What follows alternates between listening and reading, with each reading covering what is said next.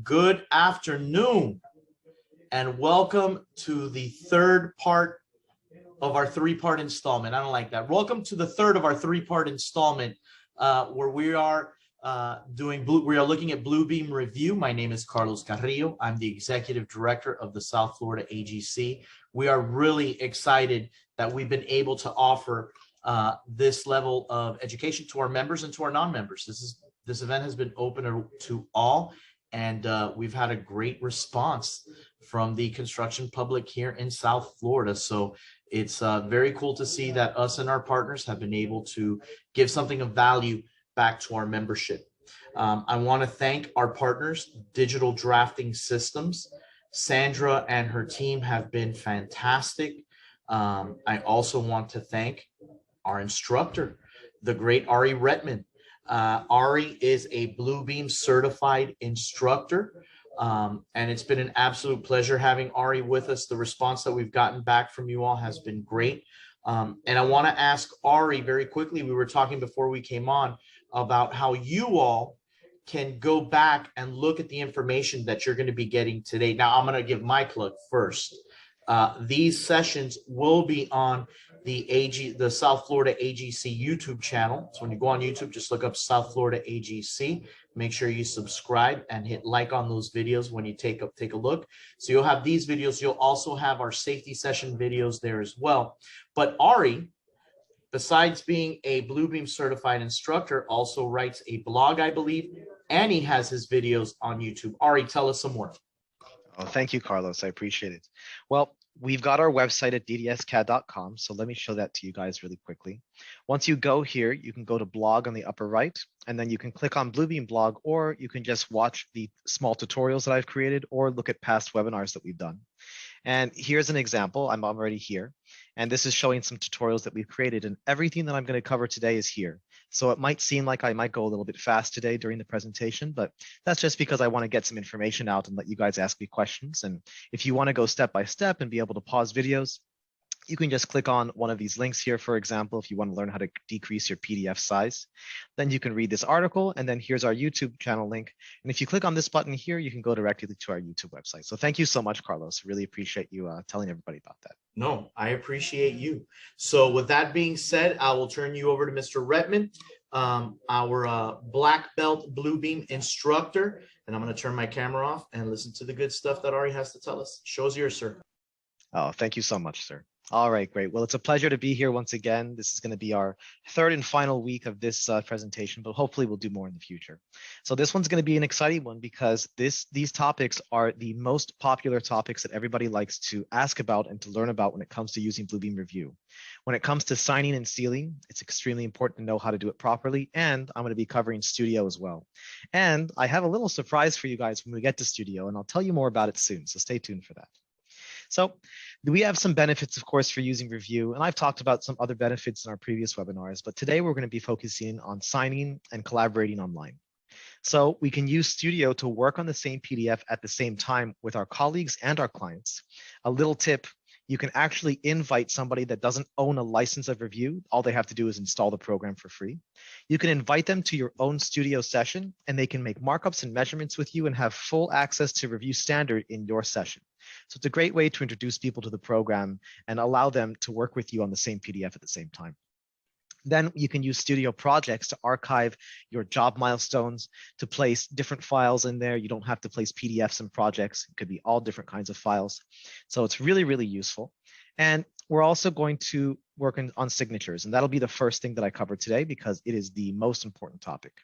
We're going to be signing and sealing with second-party authentication, and I'll explain what third-party authentication means. And a lot of you will need that in order to submit to municipalities and cities. And then we'll use the batch tools as well. There's a couple of bugs with the batch tools that I've been working with Bluebeam's technical department directly, and they actually taught me a nice workaround to use stamps in order to avoid this bug. So we'll go into that pretty soon. And we're also going to learn how we can share our digital ID in order to get our submittals validated. So I'll go more into that once we learn how to sign, first of all. So here's our overview, just like I said before.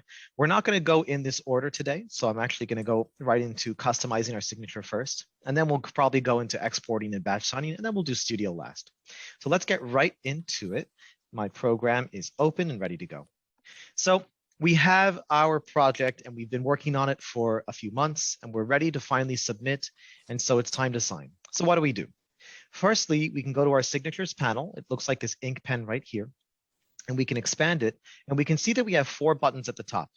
The first button is a button that I don't like to use because when we use this sign document button, it forces us, after we create a signature field, to immediately sign afterwards. So I don't really see how big my field is and I can't modify it afterwards. Also, using this button doesn't really teach you how we can access something called form mode. So instead of using the first button, we can use the second one, which is called add signature field. So when I use this button, you'll notice that my signature fields got very dark blue. If I press the escape key, they're now light blue. So when our signature fields are light blue, we can click on them and immediately sign. If we're using regular form fields, which are part of signatures, and basically signatures are part of all different kinds of form tools, then we can basically click inside of them and fill them in.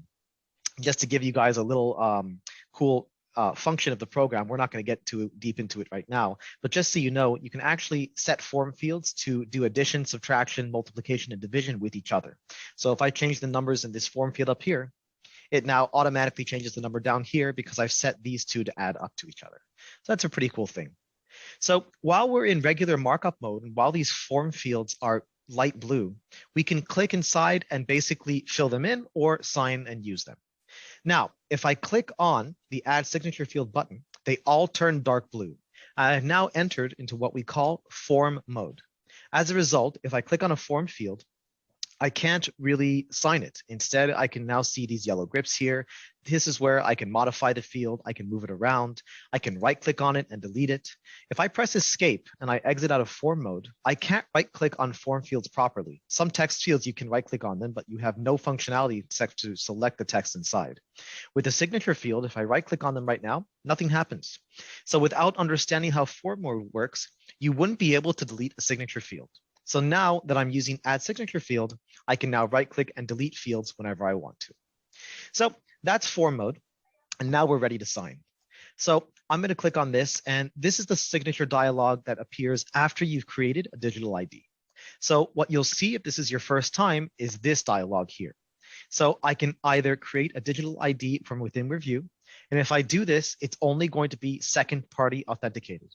The first party is you and I, whoever signs, so we are the first party. The second party is the program that you're using to sign. And sometimes it's the other way around. It doesn't really matter what comes first. So you can only sign with a second party because you need to use a program to sign digitally. So that's where second party authentication comes into place.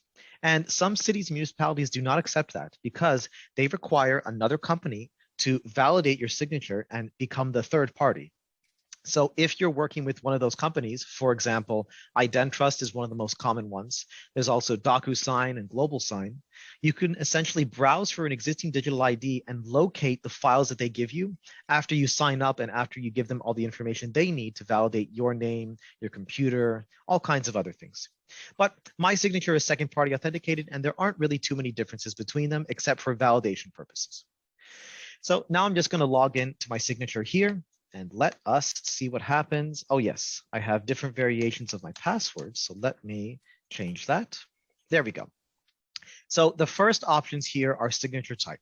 If I just choose a digital signature, then my signature will be visual only. It has no security permissions. And if anybody makes any markups or measurements on my drawings, they immediately invalidate my signature completely. So this is only useful if you just want to have a visual signature similar to signing on a piece of paper with a pencil or pen. So instead, what I like to do is use document certification. This also allows me to prepare to allow other people to sign my document without invalidating my signature. Document certification can only be done once. And when you do it, we now have access to this dropdown with permitted changes after certifying. We have 3 options. Before I continue, I heard some noise. So if anybody hasn't muted themselves, please mute yourself. Anyway, so we have these 3 options here. The first one is no changes allowed. This means that literally nobody can make any changes to your document. Pretty self-explanatory. You are still able to export pages, which means that you can take a page from this document and make a copy of it and make it a separate file. And doing that can be useful if you need to measure on top of a document that's been basically certified and locked out. So usually you should be able to export. Then fill in forms and digital signatures is great if you're expecting somebody else to sign. And something very important to know is that you must make all signature fields before signing or certifying. So I have 4 signature fields here. And when I sign and when I print, the other fields, basically, if you view them in Bluebeam Review, they'll be visible. But if I print this and if I submit this to someone, these fields essentially disappear. So it's okay to have extra fields and not use all of them. That's not a problem. But what I like to do is I like to make them all first. If you certify and then you try to make signature fields, it won't work. These 2 buttons up here will be grayed out completely. So make your fields ahead of time. That's a really important tip. And the third option here is to allow for markups. Markups and measurements are basically the same thing in this category. So if you're expecting somebody to need to measure on top of your documents after you submit them, then you'll want to allow for this. This is a great option because this still will not make anybody invalidate your signature. So even if they make markups and measurements, your signature and all the work that you did associated with it is yours and it's valid. Anything done afterwards is extra and separate and it doesn't really matter. So, all right. After that, we have these optional places that we can fill in information. And this reason here is interesting because there's a drop down with some predefined reasons that we can use. Instead, I just put this text here because you can type anything you want here. And you can use this to basically put some legal information for your company or for yourself. That way, you can keep your signature as valid as possible, verbally and digitally. Then we could, of course, put in our location and contact info, which isn't very common and not really necessary. Here is our signature appearance. And before I click on edit, I've actually made several kinds of signature appearances, and I can switch between them very easily. So this is my signature with a stamp on the left side.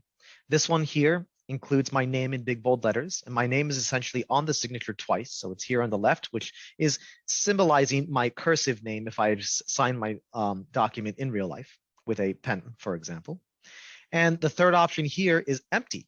And that's a little strange. Why would I make an empty signature? I made those on purpose because when we use the batch tools, having them empty here is good because we'll still have all the validation and all the information we need. And we're going to use a stamp to show all of our information instead of the signature because of the bug that's occurring with batch signing. Anyway, let's go to my stamp signature and I'll click on edit now and show you how I made it. By default, the logo of Bluebeam Review is in the back right here. So I turn that logo off because I don't want to sign on behalf of Bluebeam, right? Then I like to leave labels on because labels are digitally signed by, reason, and date. If I turn them off, then I'll just see my name, the text that I wrote for reason, and the date itself, which is okay too. So it depends on what you're trying to show. I like to show the labels because it's a little bit more specific. Then your font size can be set to auto. And what that means is that your signature field will determine how big your text is. And of course, the amount of text will also determine that. So if you always want your text to be a certain size, you can uncheck auto and choose from any of these fonts. And you can type in any font you want in here as well. I like to keep it at auto because I don't want to worry about my signature being too small or too big. It'll be usually just right with auto turned on. Then in this text area, I can turn on and off certain information. So if I don't want to use the reason, in which case I do not in this case, I'm just going to turn it off. And now in my preview, I can see that it's not there. The name and the date are usually the only things that you need for your signature. Then under graphic up here, I can choose between using a file, which is what I've done. I have my seal right here. This is a seal that came with Bluebeam Review, and I'm not a licensed architect or engineer. But if you are, and I know that you're all contractors, and if you do have a seal, that's quite useful. You could also include your company's logo here as well. So you can basically put any image or PDF file. So it could be a PDF or a PNG or a JPEG. Then I could switch to name up here. So that's why I have the signature with the name and the signature with a stamp. So that's basically the only difference between the two, that I've chosen name instead of file. And none also exists. And I have a lot of clients that don't need the big bold name and they don't have a seal, and you're all contractors, so more than likely you don't have a special seal. So instead you can just click on none and you can just say digitally signed by and date and you're done. Very simple. It'll fit in whatever allocated area you have in your title block to place your signature. It's really, really nice. So you can do that if you wanted to as well. So that's how you can modify your signature field. And then when you sign, what's nice about signing an individual document just by clicking on a signature field is that it's going to ask you to rename your file. And this is probably one of the most important things that I'll share with you all today. Always rename your file to something different or place your file in a different folder. So be very careful when signing, because when you sign, you could overwrite your old file and you'll never be able to work on it ever again. You might be able to clear the signature, but even then it might leave some security permissions, and some security permissions don't allow you to clear signatures. So be very, very careful. When I say clear signature, by the way, I mean that after you sign, let me actually sign quickly and show you. You can right click on a signature field and actually clear it if the security permissions allow you to do so. I believe that document certification doesn't allow this. Let's test it right now, because I don't remember actually what happens. So I'm going to call this _DS, and I'm just going to leave it in the same folder. So I know this is my digitally signed file. I've done this before, so I'm just going to overwrite my previous one. So now the new signed file is open, and the old file, the working file, has been closed automatically. And we can see by the name up here. Then here's my signature. If I right click on this, ooh, I can clear the signature. Let's see if it works. It does work. Interesting. If I had more strict security permissions, I could prevent that from happening. And let's see if I undo, wow, it places it back. I actually never tried to do that. There you go. I don't recommend clearing signatures. I recommend signing a new copy and renaming your file. And then if you make a mistake, or if you don't like how your signature looks, for example, I made a mistake and I didn't get rid of the reason like I did because I clicked on cancel instead of okay, then I can just go back to my working file and I can sign it again. And so that's how that works. And now we have this signed file. And let me show you on the left side how we can tell whether it's second or third party authenticated, and how do we validate our files, and how do other people validate our files. So in the signatures panel, now we have much more information than just the buttons at the top. You'll also notice that these 3 buttons are grayed out, and we only have access to validate signatures. I forgot to mention, but the third button is called certified document, and I don't recommend you use it unless you want to certify without a visual representation.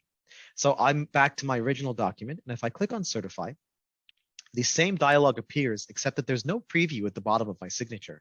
I can only choose document certification. I can't choose digital signature. This is a background process, so you can include security permissions and essentially certify a document and prepare it for other people to sign. This is a very uncommon situation, so I rarely use that button. So I just wanted to let you know how that works. Back to the signed file, if we look in the signatures panel, we can see that it says document is certified. And I got very lucky that it said that, because sometimes it'll show either a red icon and it'll say the document's been altered, which is a bit strange because I didn't alter it. I just signed immediately. And sometimes it'll show a yellow icon and it might say a number of things. And the most common one will be signer's identity unknown. That means that I don't have the digital ID associated with this signature in my trusted identities list. Now, if I click validate here, I've just refreshed it and everything is working great. So it turns out that I do have my digital ID because I created the digital ID on this laptop. And therefore, my document is immediately certified and it was able to retrieve my information immediately. Now, if I was to send this to another municipality, they will not necessarily be able to validate my document because they won't have my digital ID. The digital ID is not attached to your signature. It's actually a separate entity that communicates with your signature. Before I get into digital IDs, let me just show you about the rest of this panel here. I've expanded the signatures area down here and clicked on the plus signs. And so we have a signatures area and a certification area. If you certify, that's what happens. If you only sign, you'll just see the signatures drop down. And then we have authority down here. And so I click on this plus sign, it shows my name. If I only see my name here, then that means that this document is second party authenticated. If I see another subheading with, for example, IGCA1 or the name of another company that does third-party authentication.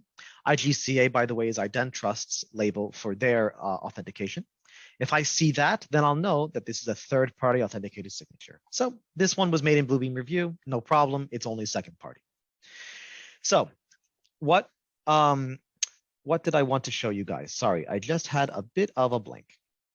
Oh yes, digital IDs. So how digital IDs work is when you create your signature, they're automatically placed in the digital IDs list. And because we trust ourselves and only ourselves, then it's also placed in our trusted identities list. We can find them by going to our tools dropdown and mousing over signature.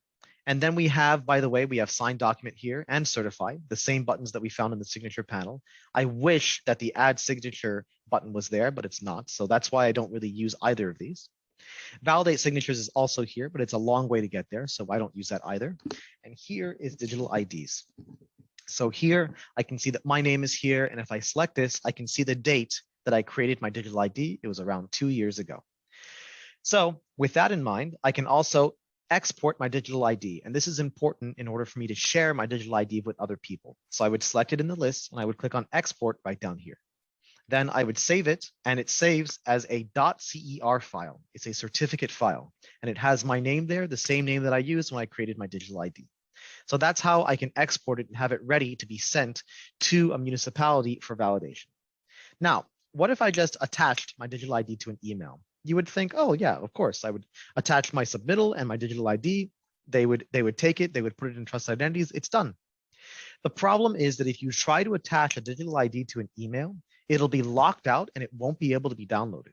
It'll actually show a red circle with a line going through it, meaning that you actually can't click on it and you can't download it. So there's another way that we can share a digital ID, and I'll get into that in a second. Let me just show you trusted identities first. So when you successfully send a digital ID to a municipality, they need to go to Tools and Signature, and then Trusted Identities.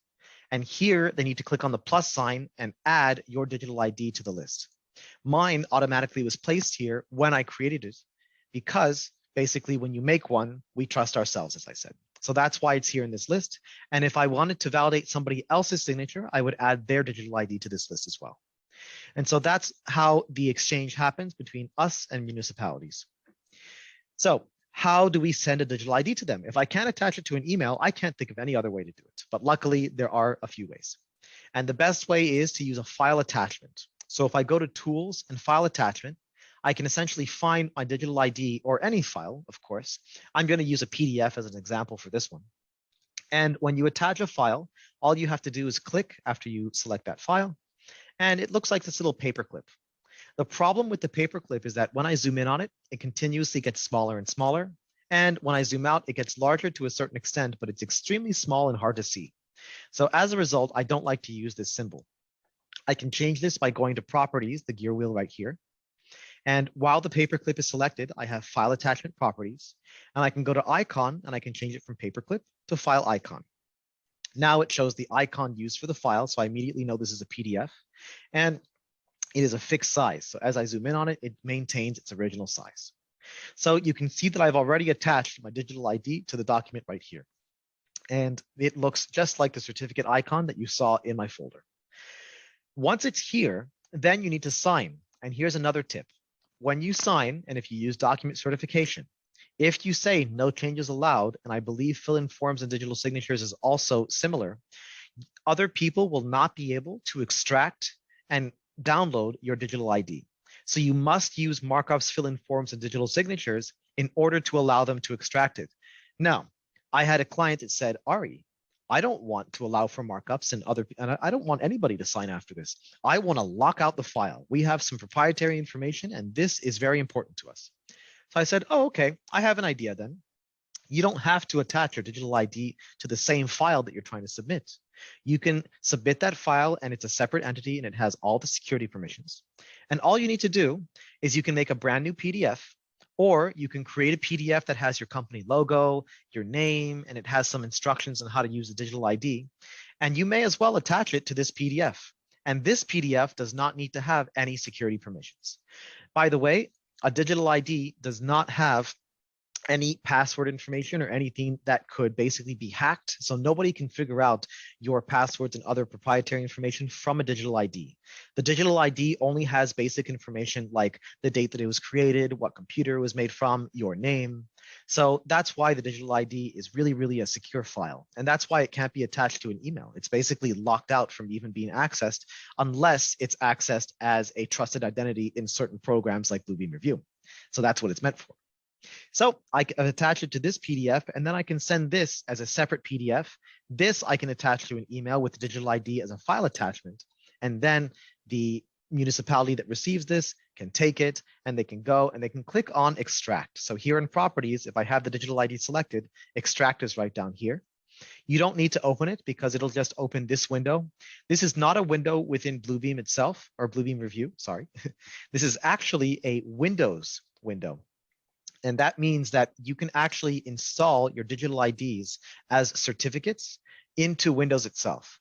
This has no power and is not useful if you're just using a digital ID made in Bluebeam Review or another program. This is quite useful if you do get one from a third-party company. So if you're using IdenTrust, for example, then they'll probably ask you when they give you instructions on how to use your new digital ID, they'll ask you to install the certificate onto your computer. That means that it'll automatically be detected when you open a program such as Bluebeam Review that is looking for digital IDs. And if it's not detected, then you can just browse for it in Review, and Review will find all the info it needs from your computer. So that's what this is for. So instead of extracting and clicking on open, all the municipality needs to do is click on save as, and then they save it into a folder. Then they go to tools and signature and trusted identities, click on the plus sign and add your digital ID there. After they do that, then they can go to their signatures panel and click on validate signatures. And instead of showing the yellow icon and saying signer's identity unknown, it'll say document is certified or document is signed, and it'll show a green icon. If you don't certify, it'll just show the green signature icon instead. So that's signing, and that's digital IDs. It's a very nuanced process, but once you understand how it works and once you prepare your documents, it's actually very quick and easy. And I can sign within a minute or two once I basically know what I'm signing and everything's ready to go. Now we have another issue.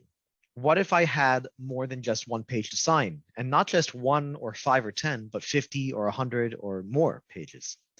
Signing each page would take me 5 or 10 seconds each, but that adds up after a while. So this is where the batch tools come in. These batch tools are only available with Review Extreme, and you can find out what version you have by going to the Review dropdown and clicking on About. So I have Review Extreme right here.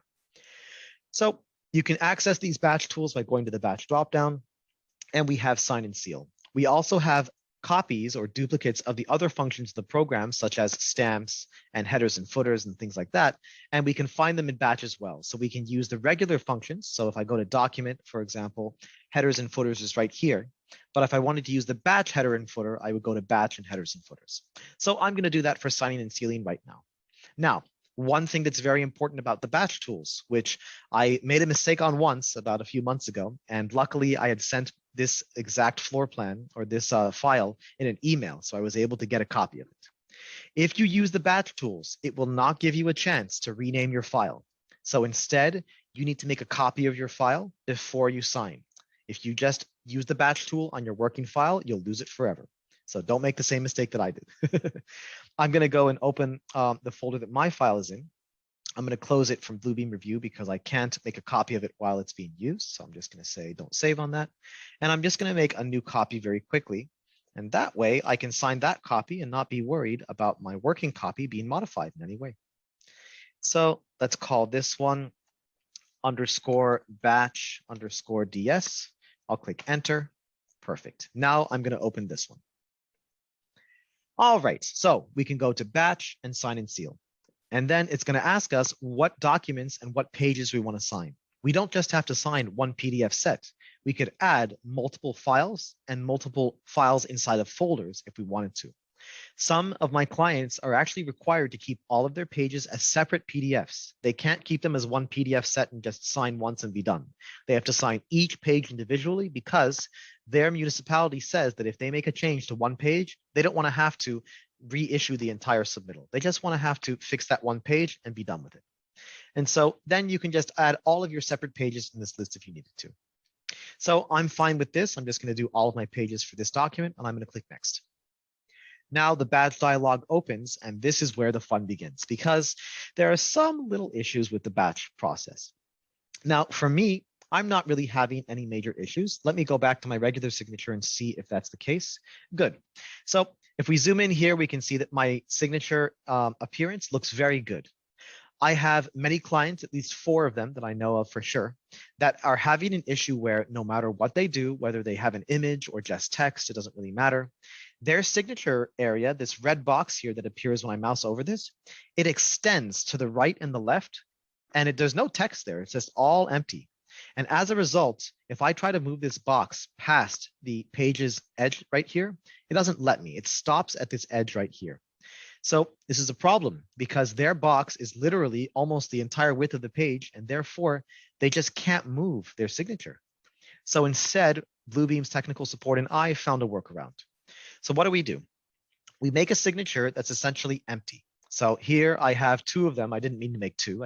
They're both the same thing. Now my signature is empty, but the box is still there. So I can actually take this box and have it ready where I want to place my stamp. And my stamp is going to have all the information that I need. So how do I access that? I can scroll down and I have seal right here. This checkbox is turned on. It's not on by default. So if you want to do this, you'll want to turn this on and then select your seal from the list. In order to make a stamp, you'll need to make it first and then import it into review, and then you can choose between different kinds of stamps. So for example, if I use this stamp right here, this one just has some text and it automatically picks up on today's date and the time that I'm retrieving this. So I can place this right here and my signature box is right on top of it.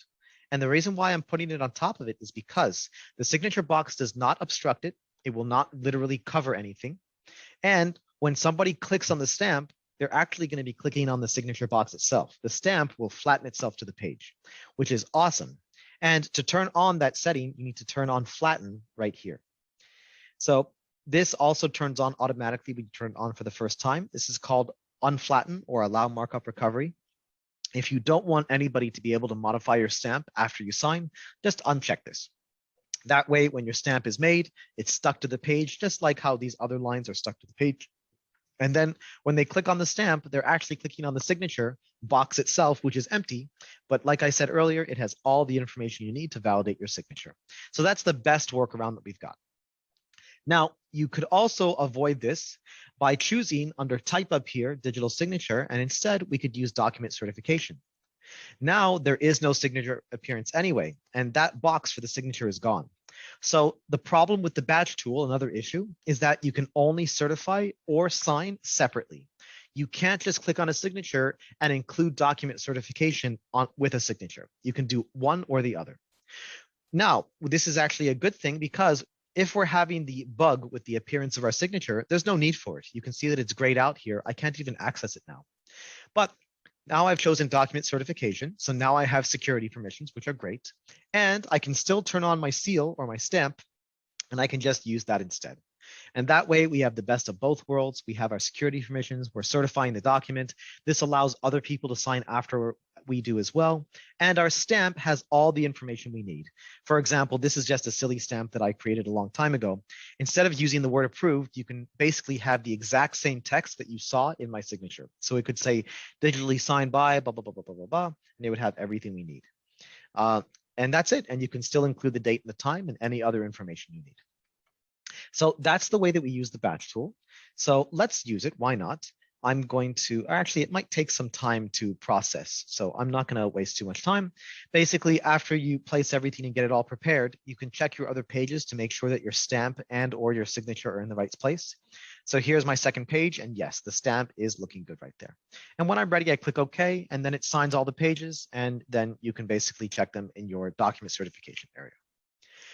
All right, great. That was the batch tool, and that is signing. There's a lot of information that we covered just now. Wow, it is already 35 minutes in, but don't worry, we have enough time for Studio. And now I think the surprise might be ready.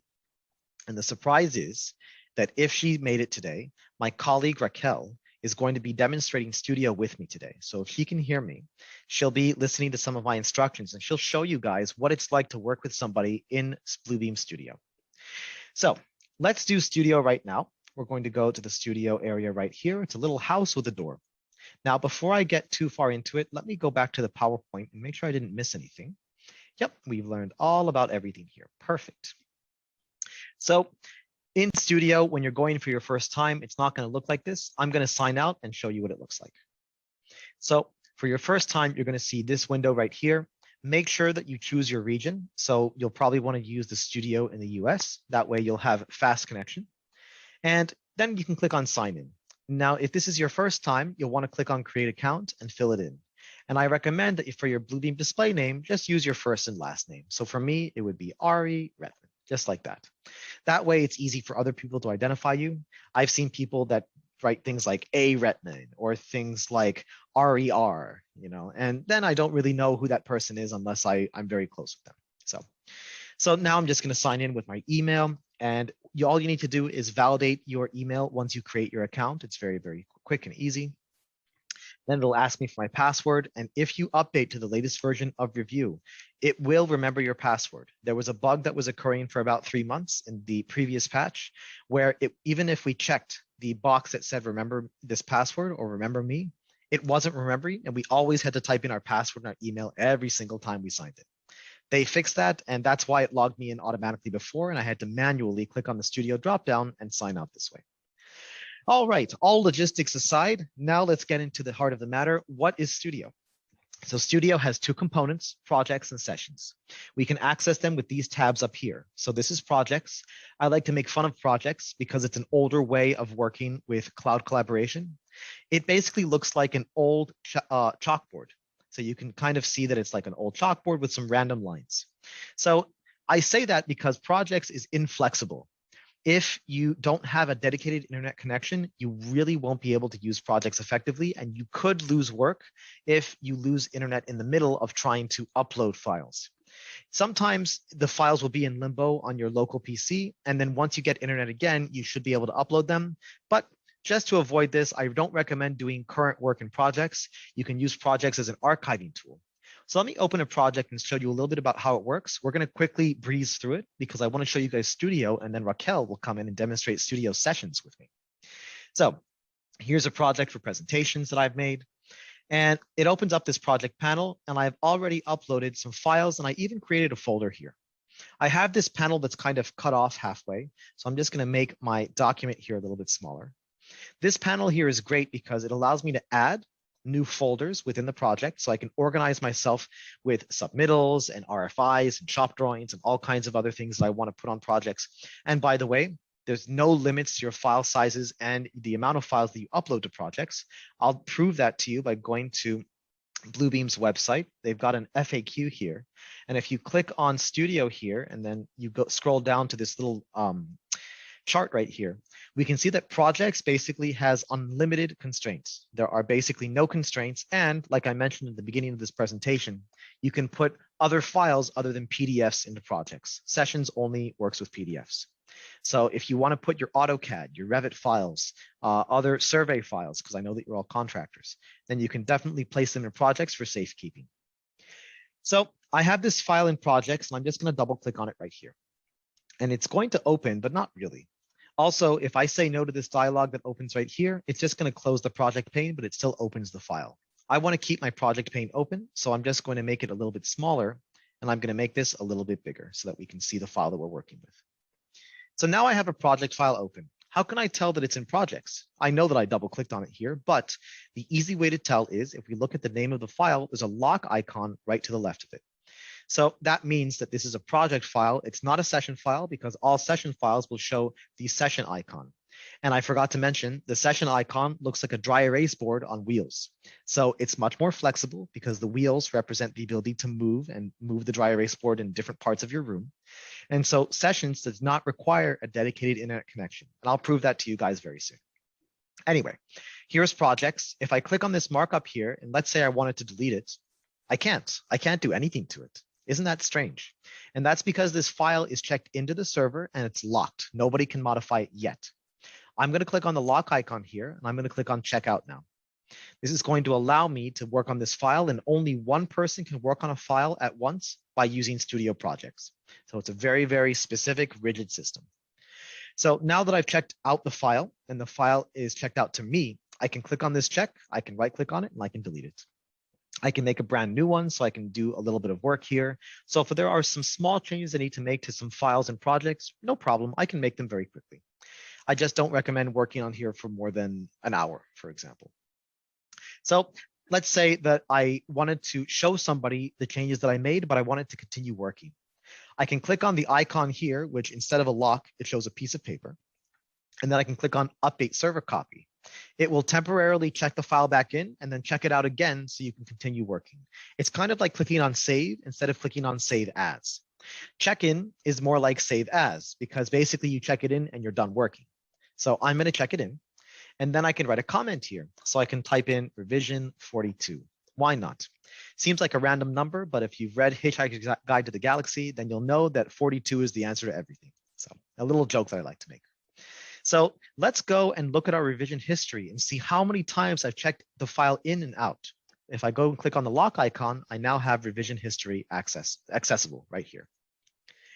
So this is now loaded all of them. Looks like I've made the Hitchhiker's Guide to the Galaxy joke a few too many times in the last year. But if I scroll all the way down, I've been working in this project since 2019. And I can see based on my email that I've been the one who worked on it almost exclusively, except for my colleague Jimmy, who also checked in and out of the file back in 2020. So basically, we can use this revision history to keep track of anybody that comes in and out of the project file and makes changes.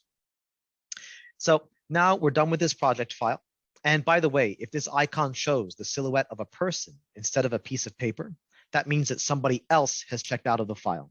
So it's a nice way to distinguish between yourself, which is the piece of paper, and the other person, which is the silhouette of a person. So that's Studio Projects, pretty simple stuff. And if you want to modify your settings for projects, you can click on this abacus symbol right here. You'll see this settings button throughout the program, and it's always basically settings for whatever function you're dealing with. So these settings here are pretty self-explanatory. You can change the project name here. Something very important is there's a project ID. And somebody would say, oh, wait a second. If I click on the plus sign and join and I type in the 9-digit code, I can get into Ari's project immediately. And luckily the answer is no, you can't because I've gone to user access and I've restricted users. So only people that have their emails in this list that I put in this list are allowed to go into this project. So that way I can keep track of who's who. And if I just wanted to be lax and not worry about it, I could uncheck this and then anybody can join my project with the 9-digit code right here. Luckily, you can't. So I have a special project that I was invited to by Bluebeam for Bluebeam certified instructors, and you all can't get into it because it's been restricted to just me and other BCIs. So if I go to permissions, I can now assign certain people to different kinds of permissions. So for example, my colleague Alan, who I trust a lot, I've given him full control. He has access to do anything. He can do almost anything. I believe he can't delete the project. I believe I can do that as the admin. So we can test that in another day. And then under folder permissions, something very important when you create a project for your first time, it'll be set to read, which means that other people cannot check out files. So if you want other people to be able to check in and out of files and make some quick changes and work to them, then you'll want to change this from read to read and write. Read, write, delete is tricky because they can delete files from within the project itself. So be careful if you allow that to happen. All right, that was Studio Projects. Now let's get to the fun part. I hope Raquel is here. I haven't seen her yet.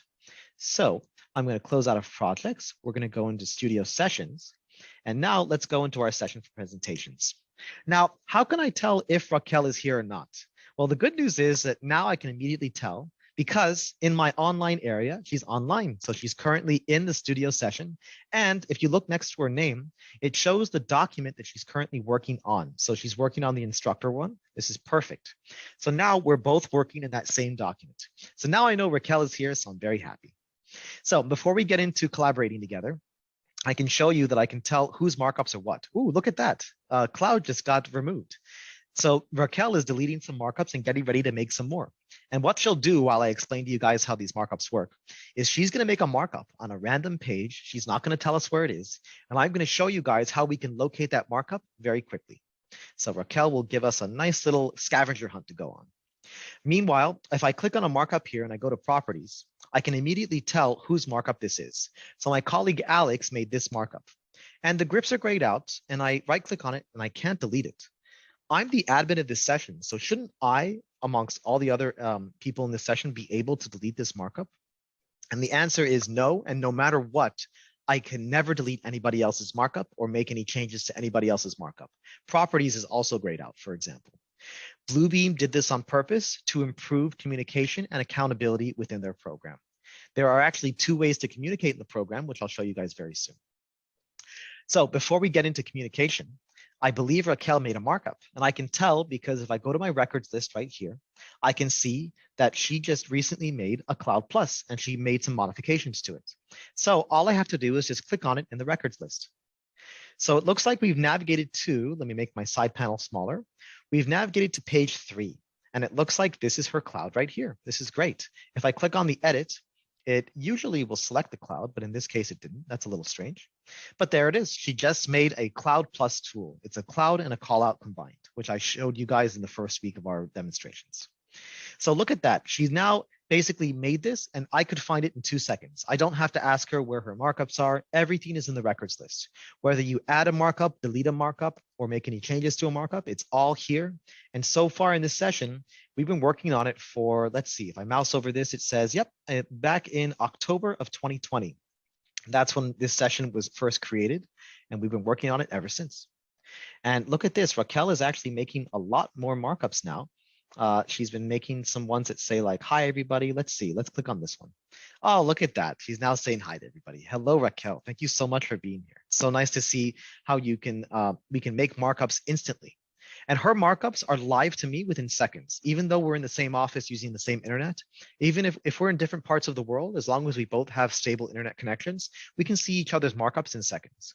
What I'm going to do is I'm going to demonstrate what it's like to go offline and then online to show you guys how flexible Studio Sessions is. Because if you lose internet or if you have a power outage, it's okay.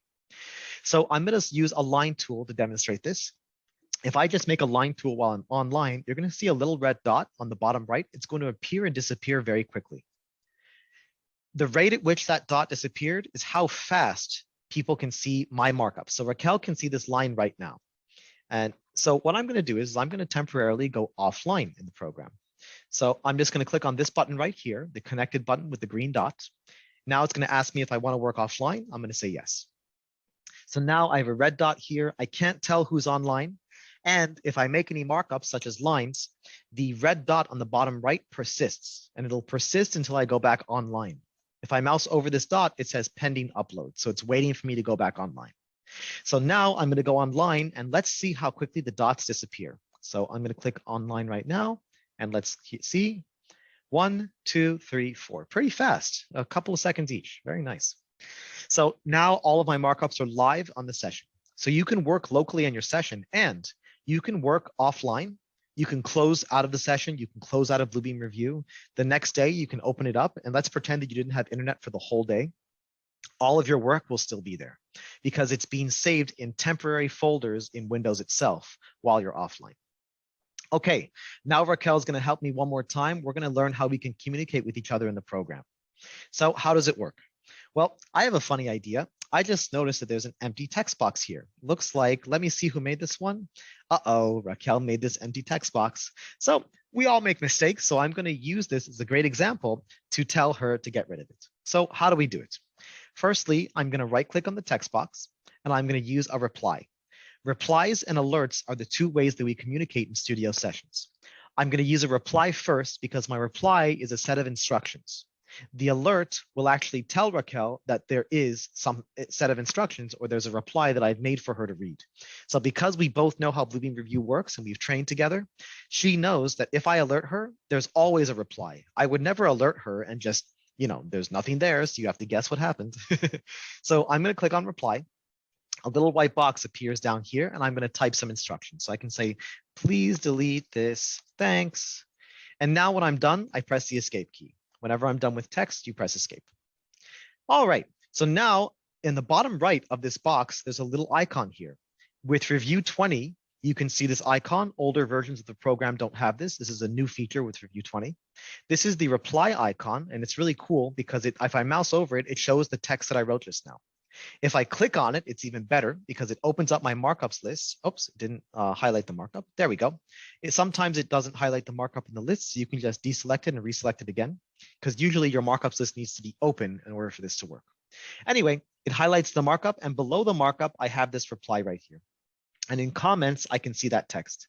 So once I alert Raquel, she'll know to open up the reply and she'll see that I wrote some instructions right here. So now I'm going to alert her because, she can hear me, of course, but if she couldn't hear me, she would have no idea that I made this reply. It's just in the records list, but that's it. So here, I'll scroll down the records list. There it is. So it's called an edit comment right here. So now I'm going to click on this markup, right click on it, alert attendee, and I'm going to choose.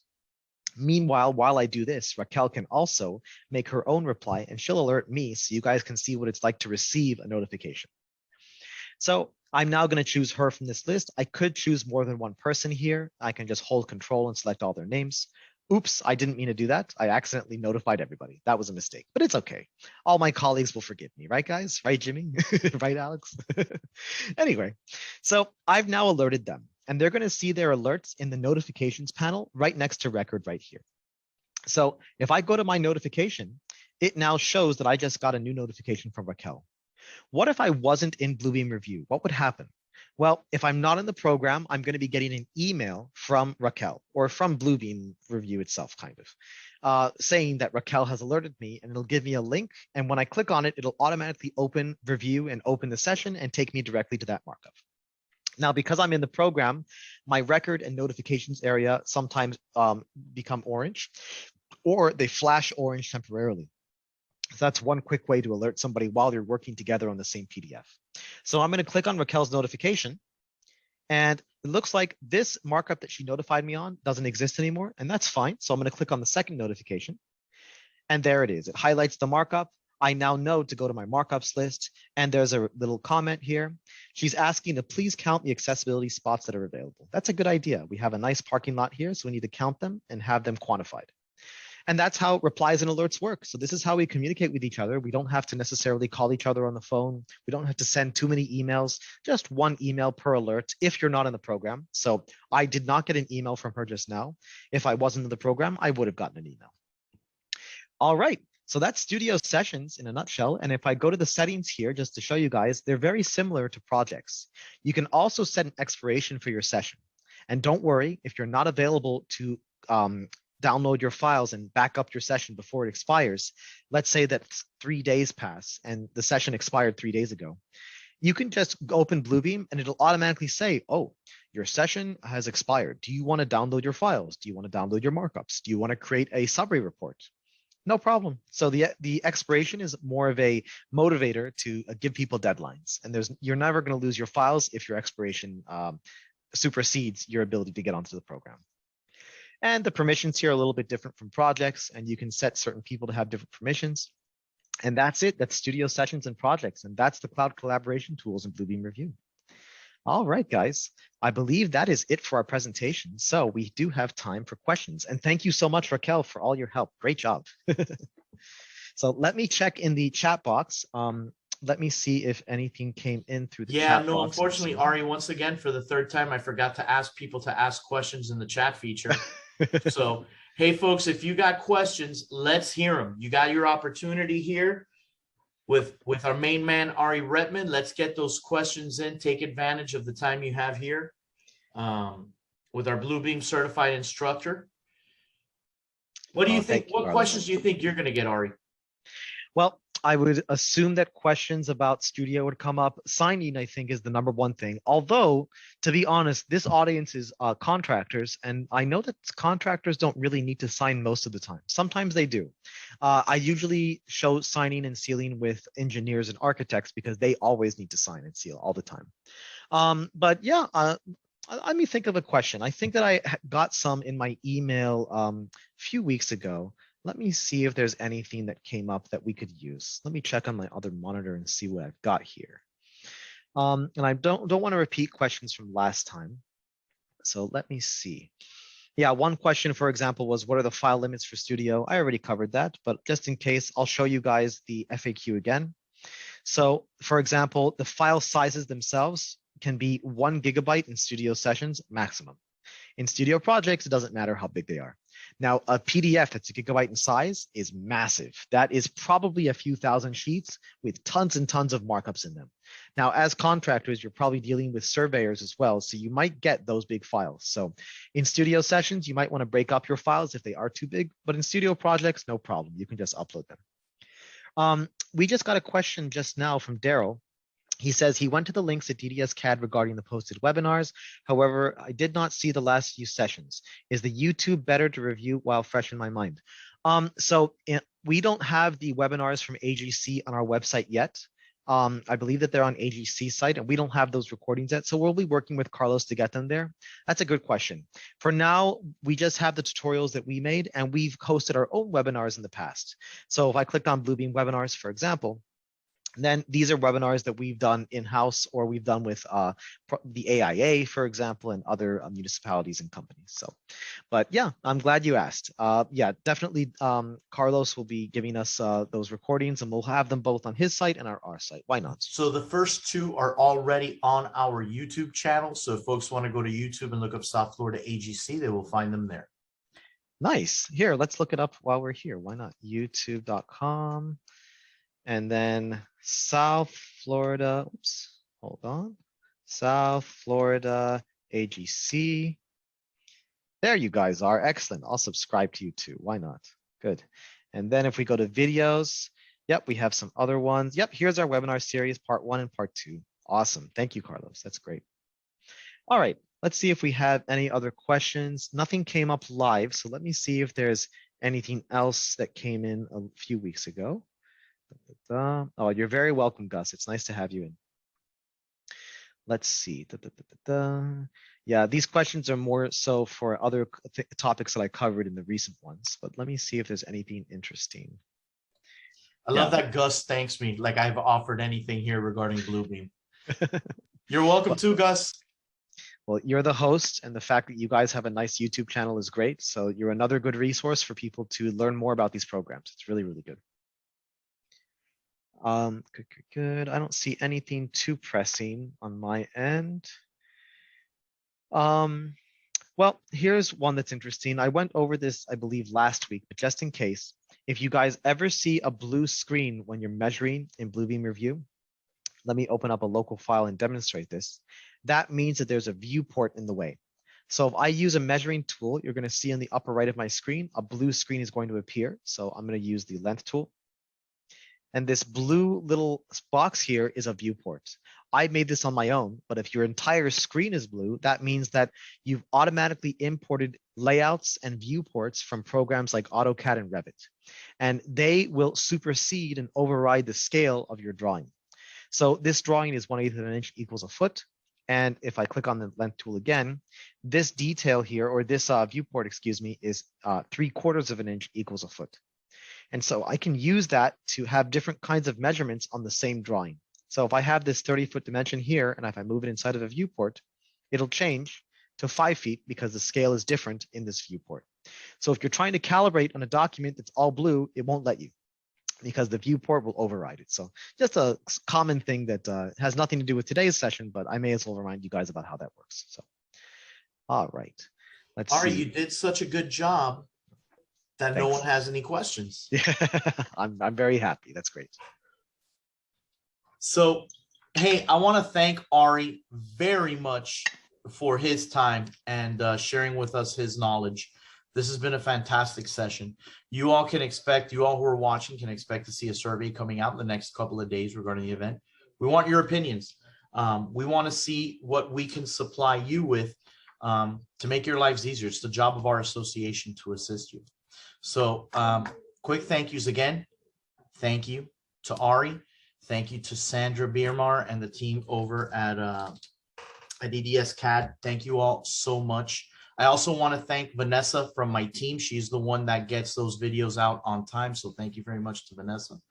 And I just want to remind you all, a lot of you I know have different roles at your firms. If you, or please let your safety team know that on December 8th, we will be having our last second Wednesday safety session of the year. We will be speaking with Condell Eastman from OSHA. He is the OSHA area director. So it's a great opportunity for you all to hear what's going on with the local OSHA office. That being said, Ari, anything else to add? Oh, thank you, Carlos. Well, everything that I covered today, like I mentioned, is on our blog, on our website. So don't worry if I went too fast. You can go to those tutorials. If you're getting stuck with the program and you need some one-on-one help, you can always call me. I can help you out for a little bit. If you want to schedule training with me, I would love to train you.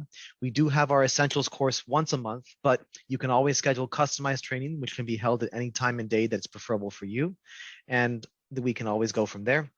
You can always try out review with a 30-day trial. You can get that trial on our website. And if you have any other questions, just email us at info@ddscad.com. And you can always call us at 305-445-6480. And that's it. Awesome. Thank you all very much for joining us. It's been a pleasure. Thank you, Ari. Have a great day, everybody. Thanks, everybody. Take care.